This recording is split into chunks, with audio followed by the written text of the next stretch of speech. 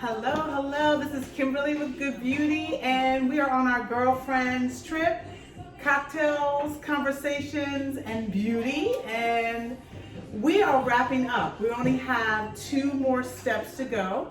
But before we do the eye balm, our Good Night Beauty eye balm, I have a question. Well, my question is, give me one beauty myth that you thought was true and then later found out that it was not. Something that is like a beauty myth within our community. And I will start with that Black people don't need to wear SPF every day. That was probably one of the biggest beauty myths that, or personal care maybe myths that has been really throughout our community. And not until I was really entered into the beauty as a marketing executive, I discovered that was not true. You need SPF every day. So that was mine. I have a couple others, but that was probably one of the biggest things I thought. And then I, of course, learned that it wasn't. Anybody else? Black people don't burn in the sun. Yes. Have you ever? And I'm one of those Black people who burns and peels and all those things. And I didn't. But then I went to some, I guess, hotter places where the sun might have been a little different. Okay. And I burned badly. Wow. And that's a bad thing to find out later on. Yeah. Later on. Yeah. Maya, you've worked in beauty as long as I have. What have you discovered? You know, the favorite myth is black don't crack. I was thinking that. That's not true, Maya? No. I would say we are blessed to have the melanin in our skin, which allows us to age, I think, a bit more gracefully. But to your point about the burning and Kimberly's point about the sun protection, yeah.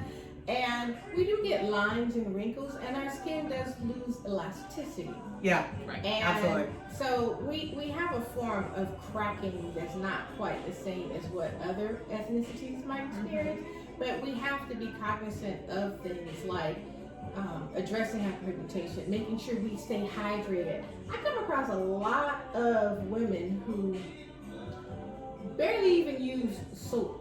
A good cleanser to clean their skin. Yeah. And they just think that, you know what, I can just use water and keep it moving. Or they don't believe in a routine. Yeah. And it's like you have to have 4 simple basic steps. And Kimberly's already gone through what you need to do. Clean your skin. You want to try to exfoliate your skin. You want to keep your skin with a treatment product to address your hyperpigmentation. And we're going to get to the 4th step that's important about the moisturization. Yeah. So, you know, you don't want black to crack, that's what you're going to have to do to make black not crack. Black can crack. Yes, it can crack, unfortunately. Anyone I think you guys took the major ones. The only other thing is coming to me is the breakout and acne. Yeah. That, you know, because of the melanin in our skin, that we don't have to really worry about acne and breakouts as much as, you know, other groups of people. Yeah. But that's not true as well. But that goes back to what you guys added. We need to use the SPF. We need to cleanse and moisturize and exfoliate. So yes, Black people, we are very subjective to acne breakouts as well. You know, actually, when I worked with a dermatologist when I worked on a beauty brand a couple of years ago, and people of color are more prone to have oily, acne-prone skin. Yeah, absolutely. Than any other group. People who are of Caucasian descent have drier skin. Yeah. But we tend to have oilier skin, which could lead towards the breakouts, especially if you don't have a good routine. Absolutely, Right. to balance out that skin. And Maya, I love that you talked about hydration, moisture, because the 4th step, I want to make sure we cleanse, we use the glow mask, we use our serum, and now it's our wonderful Good Night Beauty eye balm. And the reason I launched this sometime about 6-7 months ago was because I was getting tons of questions from our customer base that they were like, well, can I use the serum underneath my eye? Can I use it on top of my eye? Well, you actually shouldn't, because again, that's the areas where it's very sensitive. And so I had to figure out something to develop that could help with those dark spots, but would not irritate underneath our eye. So the Goodnight Beauty Eye Balm is perfect for that. It's actually vegan. You don't need that much. I feel like that's the one thing I have to preach. It's important to use the products correctly. And I would say make sure you get your ring finger, because that is, I don't know if it's the weakest finger, but it absolutely will help you not to apply pressure.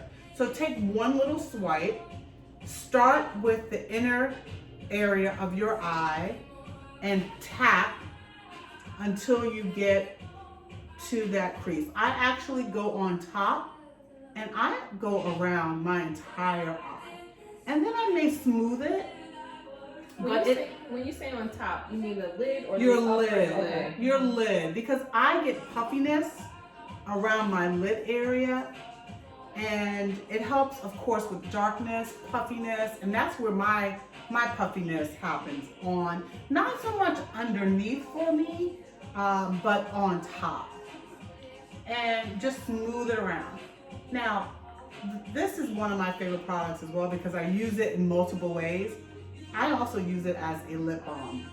Really? Yes, I have dark lips, and I've always had dark lips, and this has really helped brighten my lips. And because it's a vegan formulation, I don't have to worry about it irritating my lips at all. You're right. A little bit really went a long way. A Oh long my way. goodness. You do not Wow. need, I mean, I will say you probably could use this. This should last you 2.5 months easily. And especially during COVID, I've been using, I don't wear a lot of eye makeup when I'm not doing anything. So I use it during the day. Although it's formulated for the evening, I use it both morning and night because I'm not doing anything. I'm not putting on makeup, and I'm not worried about, if I had on, of course, makeup, I couldn't, any eye makeup, it wouldn't work. So it would actually start to bleed. And I love this because it has grapeseed oil, it's a vegan formulation, and it's so smoothing. And I love it because I do wake up flawless. That puffiness starts to go. And you can use the jade roller even on this. So this is a big handle, so you have to be very, very gentle. And I go up. And Does this help with the dark circles? It helps with the dark circles, but it's really about inflammation. And it's helping, literally, you can, if you look close in the mirror and you use that jade roller away from your face, and if you don't have a jade roller, Lisa Sorsen showed us the other day on how to use our own fingers to give yourself a massage. So start with your, of course, those ring fingers and push out, but very gentle. Be very gentle. And it really, you can see how that puffiness will start to vanish. And I love it. I mean, in the morning time, I wake up with that little, you just kind of, that inflammation is in your face. Just give yourself a really nice massage if you don't have the J roller. And you will see the difference. So that's the eye balm. Again, you can use it during the evening or you can use it in the daytime if you're not wearing makeup. The last step in the evening routine is our new, I hope you can see it. If not, of course, I'll add the link. It's our Goodnight Beauty, our cloud cream. And again, we wanted something, we developed something that when you're sleeping, it repairs the skin. We go through a lot. So we have our serum on, we have our eye balm on. Now this is that extra dose of hydration and moisture, especially during the winter months. I mean, the winter can be really drying on the skin. I say I have a humidifier, an air filter in the house, but I still can feel very dry. So again, drink water, but add this night cream. And you don't need that much. I will say I use as much as maybe a dime size amount or a little bit more. Now if you're going to go on your neck, because remember you use the eye balm on your eyes and you have the serum on your neck. So now take it I always start with my neck because that's where I need it. I don't want that good black to start cracking too early. And I work my way up.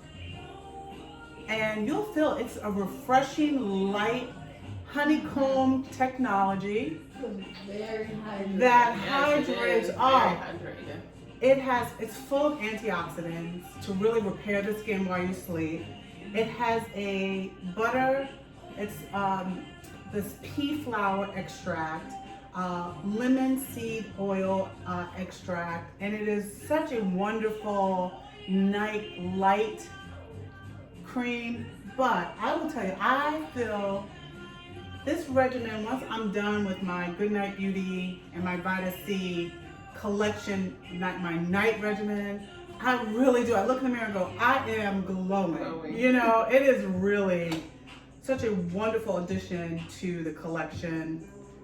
And, you know, as we age, we want to do the couple things. Again, we have to stay hydrated. We need to properly exfoliate and really take care of our skin. I think Maya mentioned good black can crack, and you need a regimen. I think at the age of 30, you really need to make sure you have a clear beauty regimen. And that goes to my next question. At what age did you find that skincare was an important part of your beauty routine? Because, you know, black women, we always have our hair together. We pass on those rituals from generation to generation. I'm not sure we do as well in the skin area. So, but at what age did you realize you needed to either go see a dermatologist or really make sure you had a skincare regimen? I played tennis in high school, so playing tennis kept me in the sun all the time. So I have combination skin, so it gave me the acne on the forehead. Okay. So I think because of the acne on the forehead, I was always conscious of my skin and always made sure I used products at least to treat the acne. I don't think I got into a full skincare routine probably until about 2011, where I used a regimen of products. I think I've always used one-offs here and there. Like, okay. Of course, a cleanser once in a while, maybe a mask once in a while, maybe exfoliate. Yeah. Definitely don't think I was putting moisturizer on my face. Yeah. No, I wasn't using SPF. Okay. So I just think, I think as you get older, you become much more concerned because you start to see your skin age. Yeah. And Yeah. then you try to do damage control. Yeah. But really, you should start having a routine, probably some form of routine as early as your teens, and then carry it out in different stages as you age. Yeah.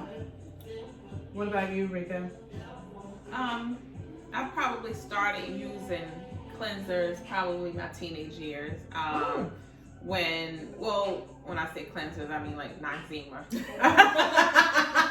Not fancy, but I still use Noxzema to this day. But when I started experiencing breakouts and hormonal changes with my skin, so that was probably the first introduction. But like Maya, a full-on regimen unfortunately did not start until my 40s, which is where I am now.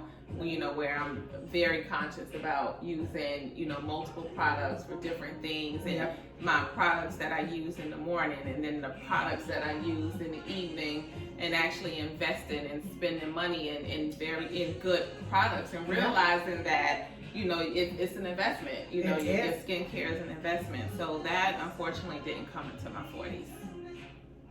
Novi? Yeah. Novi's like, I'm gonna get there. Novi's like, yesterday. Welcome to Good Beauty.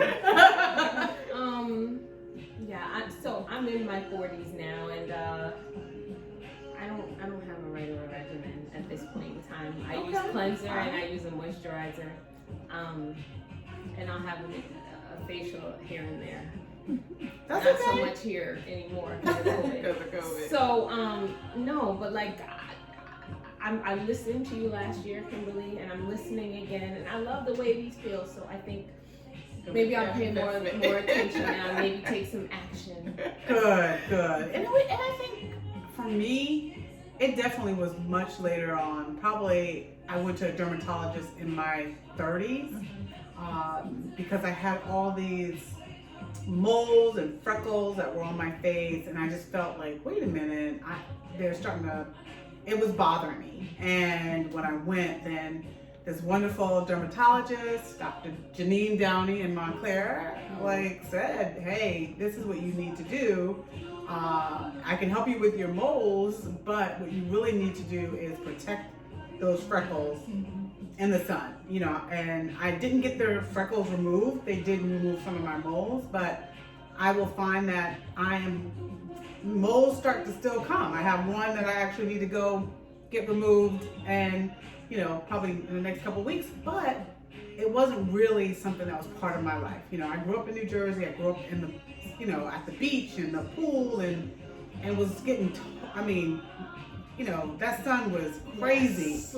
And so that was really one of the reasons I launched Good Beauty, was because I felt like Black women deserved meaningful development, research, and really understanding about how to take care of our skin, and not just think it's something, it's, you know, a secondary, or it's not a priority. And it really is a priority, because it really is what we, you know, reveal to the world. And so skin is very important.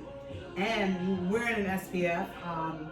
We didn't use that in our Good Night Beauty routine, but we actually do have an SPF moisturizer 50 that we recommend to use every day. Rain, you know, snow, hail, you know, or shine, use it every day, because it's really, it makes a difference to your skin, and actually it can help you, protect you from skin cancer. So it's really important. So, well, ladies, I thank you for doing this again. Yes. Coming Fine, and doing our spa treatment. We have the peanut gallery coming over here to say hello. We're gonna do a little. Oh. But thank you guys for watching. This was our girlfriends getaway, cocktails, conversation, and of course, beauty. So thank you. Cheers. Cheers.